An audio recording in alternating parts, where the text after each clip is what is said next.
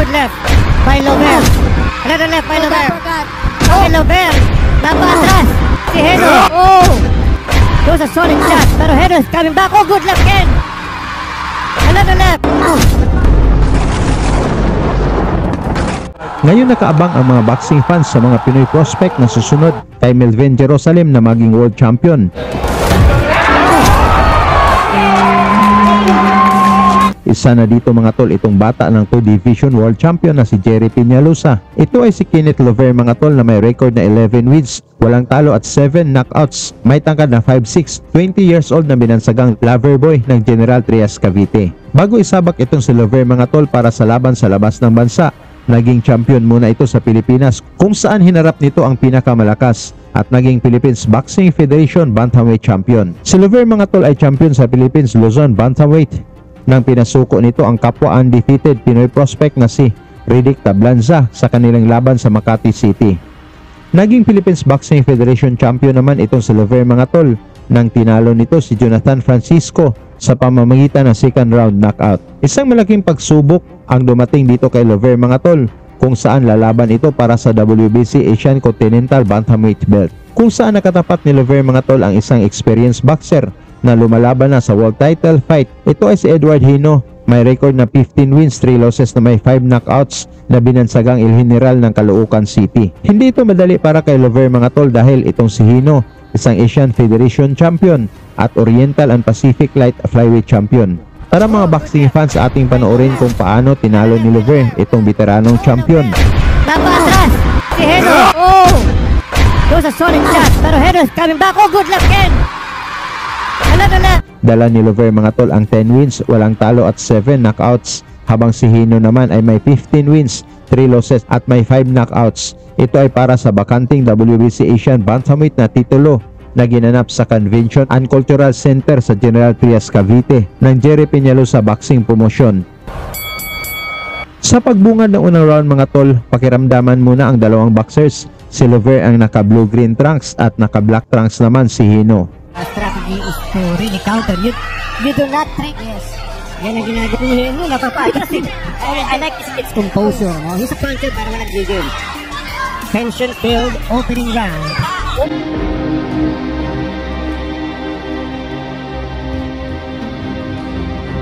Lover with the left. Lover with the... Sa round 2 mga tol, lumapit na itong si Hino na gustong bigyan ng pressure itong mas batang si Lover na tumama naman ang mga counters. Kenneth Lover with a right hook. That's a good strategy at ito. Kenneth niya mga kaibigan.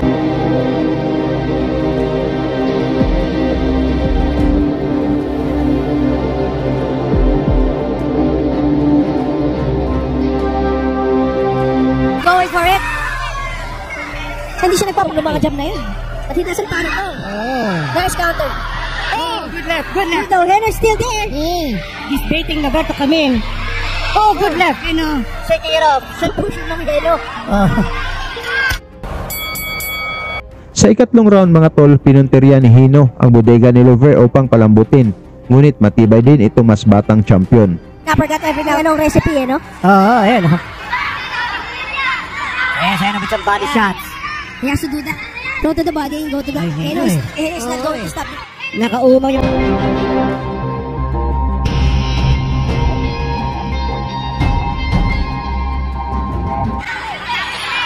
To the body again. Medyo maliit yung kahan ni Heno. Oh. Sasalag naman ni Heno. Official scorecards. Lover is the one who's ahead. Good left to the body by Lover. Gandang kaliwa sa bodega ni Lover. Left to the head.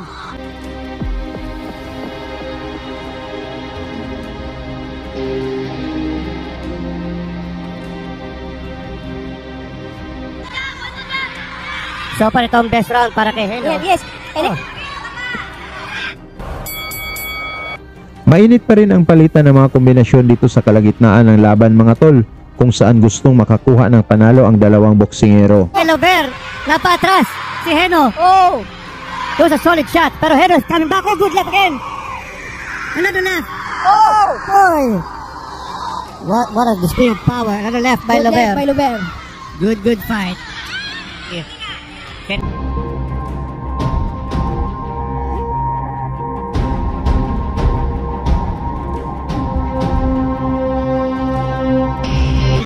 And so far, after all the blows he Look took, at those shots. Look at those Oh. shots.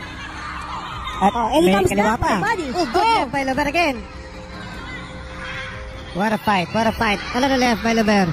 But a good right by Heno. Nice job by Heno. Sa round 6 mga tol, tumama ang mga malalakas na suntok ni Hino dito sa bodega ni Lover. Pero nagpakita din ng tibay itong mas batang fighter. Kasi pinili ito because Heno's not gonna put him to sleep, Atty. Ed.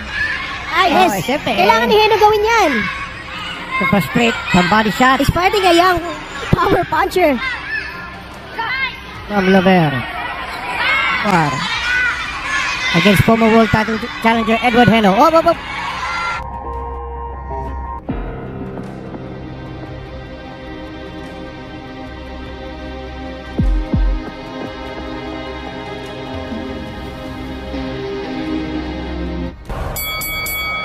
Good fight so far. Oh, good right by Heno. Although lamang si Lover sa other left by Lover. Oh, good right by Heno. Ramdam enough for, to buy away from Luber. There's the looping left from Heno. Some body shots. He needs this guy Kasi ganito klase mga laban.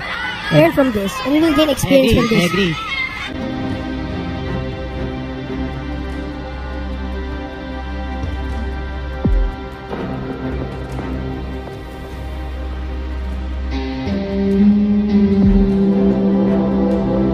Good left by Lover. Left to the body by Kanya talaga, wala siyang ibang Oh. Gaspangin niya ng gaspangin. Entered the ring, flicking that jab. Tibay nung Heno, ha? Oh, good. Kenneth Luber missed that counter left straight. Oh. Sa round 8 mga tol, gusto nang babagsakin ni Hino itong mas batang si Lover. Ngunit mapaatras si Hino pag tinamaan ng counters. That's what I don't get. Luber is just the center of the ring. Yes. Oh, good left by Heno. Body shots by Heno. Again, if he's going to let that, look, Heno is not Yes, even dapat jabbing na. on his way in. Might as well, attorney.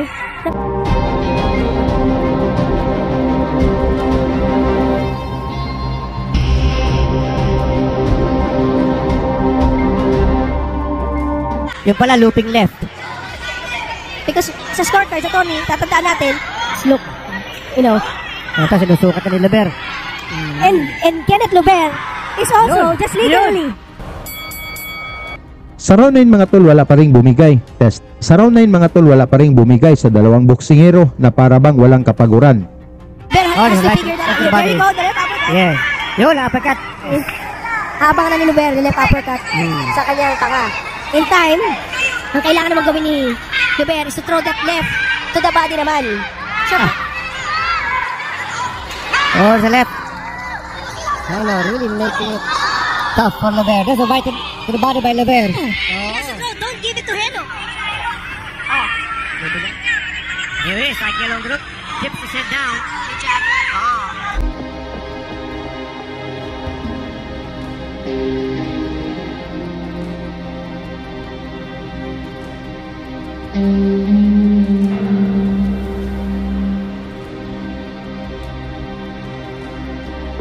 There it is. Good. Oh, can you believe this guy? That jab, attorney. See, Tuloy ang mainit na aksyon dito sa round 10 mga tol na gusto nilang ma-impress ang mga hurado. Oh, exactly. he got nailed by Lover. Si Heno kasi night. Pitik lang isa pa, isa-isa. Isa-isa ang jab ni Luber. He's more focused on Again, Lover with Kenneth Lover. Heno, one top cookie though. One top cookie. Okay? Create a little space and then throw your punches. Yeah. Alright. Jab to the body, jab.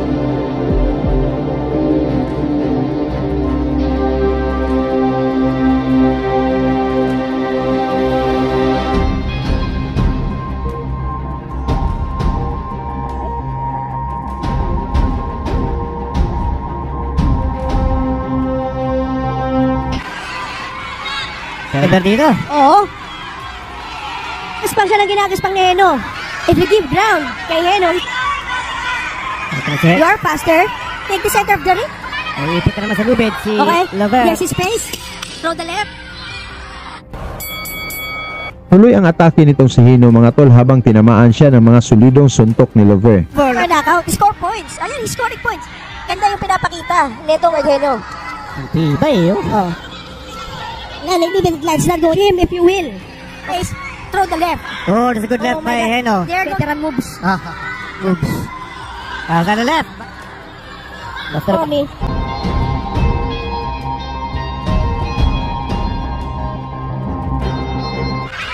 sorry. Pero, And pins himself to the rope.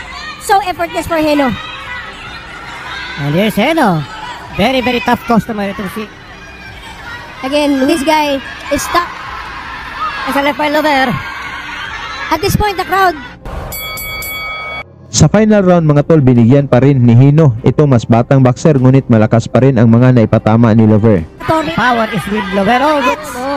Why is that? Oh. You hit him with the jumps. Why reset after landing a bit?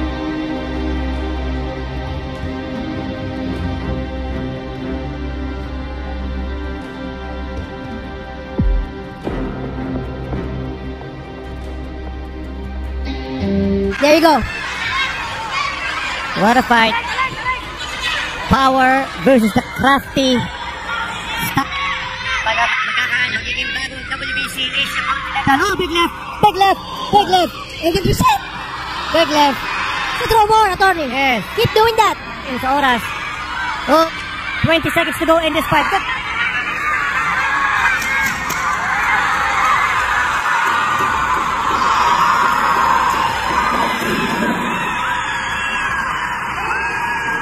Pagkatapos ng laban mga tol, nakuha ni Kenneth Lover ang unanimous decision na panalo sa score na 116-112 at inangkin ang WBC Asian Bantamweight title. Lagi niyong sundan, huwag magpapahuli. Pag-usapan ni bakbakan, balita niya at laban. Mga Pinoy na di nagpapagapi. Salamat sa mga suporta na lagi nandyan.